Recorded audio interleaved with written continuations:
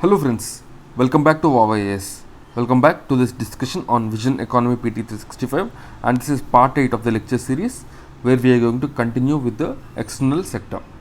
Right, now let's begin with the discussion. So first concept what we have is the rules of origin. So this rules of origin is recently introduced by the Department of Revenue.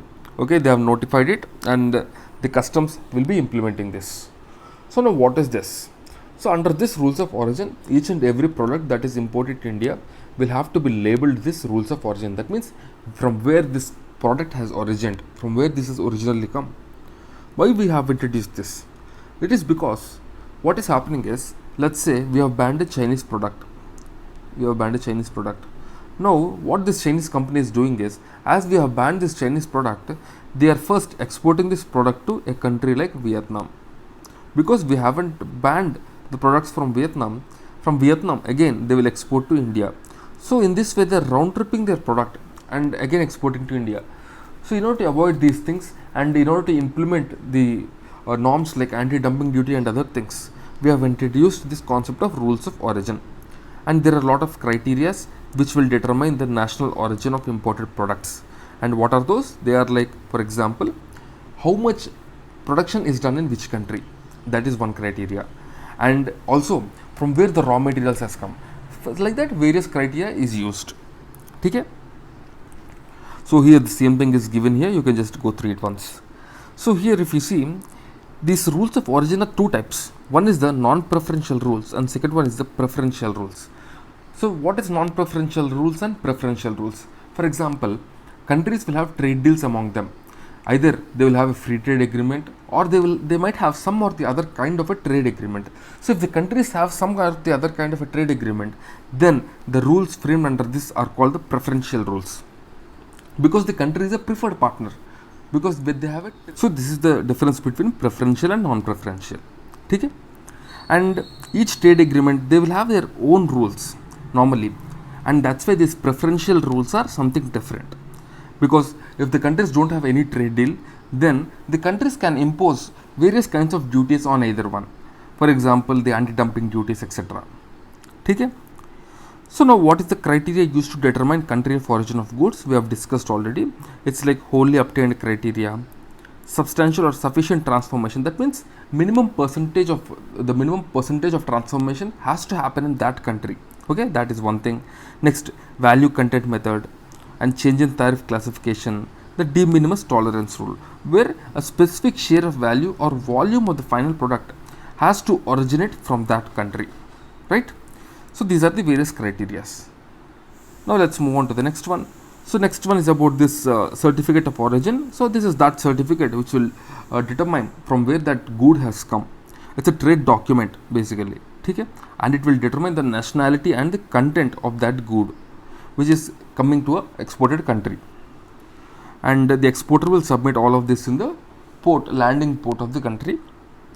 And next one is the WTO's agreement on rules of origin. So the WTO, what it will do is it will aim at long-term harmonization of the non-preferential rules of origin. This is to ensure that these rules they do not become hurdle for the trade, because when we talk about non-preferential trade, that means two countries they don't have any trade deal. They will impose duties the way they want. So this will impact the trade. This will impact the long-term trade. So in order to ensure that such things don't happen and there is harmonization, when we talk about trade, the WTO wants to regularize, or you can say harmonize these things. And yeah, the other things also same. You can just pause and go through it. It's a sort of work program for harmonization and all of these things. The next topic what we have is the services trade at WTO. So recently few countries like Australia, Canada, etc., they have been asking for making environment related trade services more affordable. That means the developing countries has to open a bit more for these environment related services of these countries like Australia, Canada, etc. And India has opposed this binding pact on the open trade services. India opposed this. So why India opposed this? Because India states that there are flexibilities for the developing countries, and these developed countries, they should not get complete access to the markets of these developing countries, because the developing countries companies are still developing, and they will face the threat from the companies of the developed countries if the market is completely opened. That is the reason India is opposing this. And these developing countries, they are given various flexibilities for opening and liberalizing only few sectors. So that's the reason under this India is opposing this. And as you know, in the general agreements on trades and services, there are 4 modes, where in the mode 1 they talk about the direct cross border services, then the mode 2 they talk about consumption abroad, in the mode 3 they talk about cross border flow of capital, and in the mode 4 they talk about cross border movement of people. These are the different modes, right? And India has added the discussion on the 4th mode because this is important for India. The free movement of labor is something is very important, because Indian companies are involved in services, and if the free movement of people is allowed a bit more liberally, then this will be advantageous for Indian companies, Indian service related companies, especially the IT sector, right? So this GATS, the General Agreement on Trade and Services, is similar to that of the GATT. The GATT is for goods, whereas the GATS is for the services. It's a multilateral agreement, and this came into force in 1995. Okay? So this is about the services trade. Next one is about the farm subsidies issue. This farm subsidies issue is something that is there in WTO from quite some time. So countries like the developed countries like US, Canada, Australia, New Zealand and EU, they always ask countries like India to reduce their support to the farmers. Because according to WTO, the countries should not support the farmers beyond a certain point. They say that above 10% for developing countries should not be done, and for developed countries it is above 5% production support. So this support has to be limited is what is said by the developed countries. And there is a group called the Cranes Group by these developed countries to ensure that these amber box subsidies are removed. Okay? So here the same thing is given. So under the agreement on agriculture, there are 3 kinds of boxes: the green box, amber box and blue box. Green box means these are basically the non-trade distorting subsidies, and they can be continued. There is no limitation on the green box subsidies. Next what you have is the amber box. In the amber box, basically what it says is that the subsidies which are given, they are trade distorting, and only certain limit, there is certain limit for these subsidies. They say that there is 5% of only 5% of production subsidy can be given in the for the developed country, and 10% of production subsidy can be given to the developing country. Next is the blue box. Blue box means these range of subsidies that are allowed. Okay, they must be designed to minimize the trade distortion, and there is no limit for blue box and green box, but there is a limit for the amber box. Next is about India's investment regime. So this actually is given by the Department for the Promotion of Industrial and Internal Trade, DPIIT. So this says that the FDI to India has increased by 18% in 2019-20. India actually has remained among top 10 in terms of FDI, in terms of the receiving of FDI in the past few years. India will be at number 9, 10 or 11, something like that every year. So they say that this investment regime by the DPIIT, they said that if you see India, it has received total of 49.9 billion in 2019-20. And this is lower than the annual remittances what India receives, which is 83 billion in the same period. So our remittances are much more than the investments what India is receiving, and the foreign investment is about 2% of GDP. India currently ranks 63rd in the World Bank's ease of doing business, and India is top 10 in FDI in 2019. And if you see India's FDI profile, there are the top 5 sectors: services, computer software and hardware, telecommunication, trading and automobile. The top 5 sources, if you see, first is from Singapore, second from Mauritius, third from Netherlands, fourth from Cayman Islands and fifth from USA. The top 3 destinations: Maharashtra, Karnataka and Delhi. These are the top destinations. So top 5 sources, if you see, generally the sources will be from the tax havens only, because these island countries actually they charge very less tax because they need more investments. These are small countries who depend on tourism. That's why they charge very less taxes, so that they will get more investments, and these companies use these tax havens so that they will be able to use this less tax regime to further push their investments. So the next topic what we have is the recent developments with regarding to FDI. So recent developments, if you see, India has varied the rates. What rates? The FDI rates. Like for example, the defense under automatic route, India now allow 74% directly, 74% of investment directly through FDI under automatic route, 74% investment. So earlier it used to be 49%, but now it is 74. In DTH, 100% FDI and license for 20 years is guaranteed for the companies. 100% under automatic route is allowed. For the digital news, but it was capped to 26%. This is mainly to check the foreign interference, because recently we have been seeing how foreign media, or you can say foreign companies, are involving, or how they are influencing the local media, especially through social media and other things. Next, in Air India, 100% FDI for NRIs through automatic route is allowed. Okay? Now let's move on to the next topic. So next one is about this bilateral investment treaty.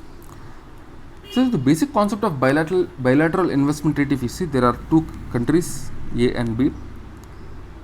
Okay, so there is a company of country A which will invest in country B, and there is company of country B which will invest in company A. What this bilateral investment treaty do is that it will protect the investment of A in B and also protect the investment of B in A. This is the basic concept of a bilateral investment treaty. So as our treaty has become old, it was signed in 2016, the model treaty. Now it is time for revision of this bilateral investment treaty, because a lot of changes has happened across the world. Right? So the key features I have given here, you can just pause and go through this. If you have any doubt, just do comment in the comment box. We'll get back to you. Okay? So there is this International Center for settlement of the dispute.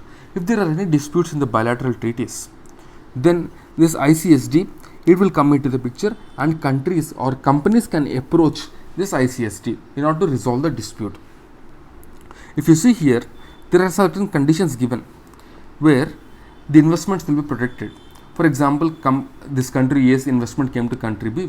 This country B cannot take any unilateral decision to scrap the company. They cannot grab away their land. They cannot take away their technology.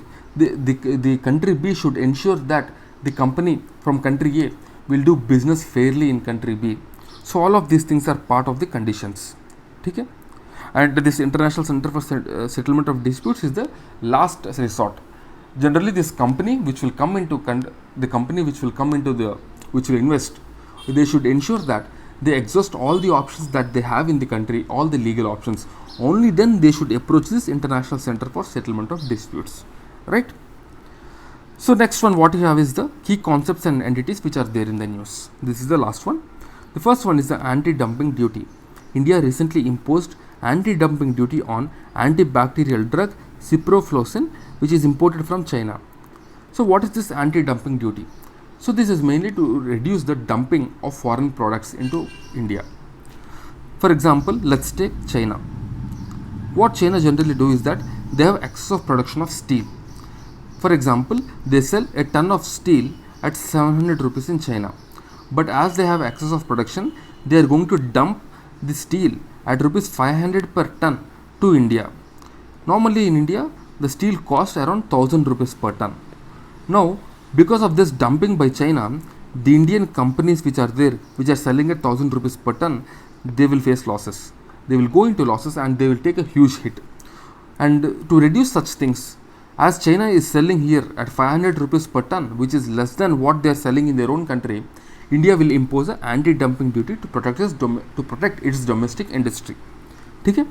So that is the concept of anti-dumping duty. Next one is the Cranes Group. So Cranes Group is basically a coalition of 19 agricultural exporting countries, like for example New Zealand, Australia, okay, some countries of Europe, Pakistan. So these countries formed a group, and what is their main aim? Their main aim is to lobby to ensure that the or you can say the amber box subsidies what other countries give, they have to be reduced, mainly to reduce the subsidies. This is what is the main aim. They want to lobby for those things, because when the subsidies are reduced and more market access is given to these developed countries, these agriculturally developed countries, then they can export more goods, and when they can export more goods, they will by getting more market access, they can get more profits. This is what will be their aim. Okay? It was formed in 1986 and India is not a member. Next, debt service suspension initiative. So recently the G20 countries, the World Bank, IMF, they have endorsed this. What they said is that the poor countries, they have taken loan from a lot of international institutions. For certain time, these countries should not focus on debt servicing and rather focus on the fighting pandemic, because as you know, the COVID-19 impacted each and every country in the world. Okay? This is what is the concept of debt service suspension. Next one is currency manipulation list. So recently US tagged India as a currency manipulator. So currency manipulation का मतलब ये है कि countries deliberately devalue their currency. Why they will devalue their currency? To ensure that their goods become cheaper in the international market. So when their goods become cheaper in the international market, their exports will increase. Okay, so that's why the countries devalue. But as US said, India is devaluing the currency, but generally this is not true. India will never devalue their currency, because it is the RBI which will manage the currency in a fair manner, and it is the market forces that act in order to manage the currency in India. But in China, if you see, the Chinese Communist Party manages everything, and the China usually do this kind of tricks like manipulating their currency in order to boost their exports, in order to increase their exports. Okay? So next one is the handicraft and GI tags. They are exempted from quality control order. This is to ensure that India becomes a global manufacturing hub for the sale and export of toys, because India have a lot of indigenous collection of toys there which are made of wood and other things. Next is about the Iran's new currency. Iran's parliament passed this bill of renaming their currency from Rial to Toman. Their currency is changed because recently what happened is a lot of international sanctions were placed on Iran. The US placed these sanctions, and because of this their currency took a huge hit. The currency actually, if you see Rial, this has actually reduced value so much that the people are not able to purchase anything with this. This new currency Toman is actually worth 10,000 Rials. You can understand from this how devalued this Rial is. Okay? So these are the important things from this chapter 4. So next we will start with topic 5. Okay? Till then, keep studying, guys, and these are the initiatives of WOW IAS. You can get these initiatives in our Telegram channel. You can just join, whose details I've given in the description, and get more details. Guys, our intention is simple: to make things easy for you, to make your preparation easy. Okay? If you have any suggestions, do give in the comment box. If you want any help, do let us know. We are ready to help you always. Right? We'll see you again. Till then, keep studying and stay tuned. Jai Hind.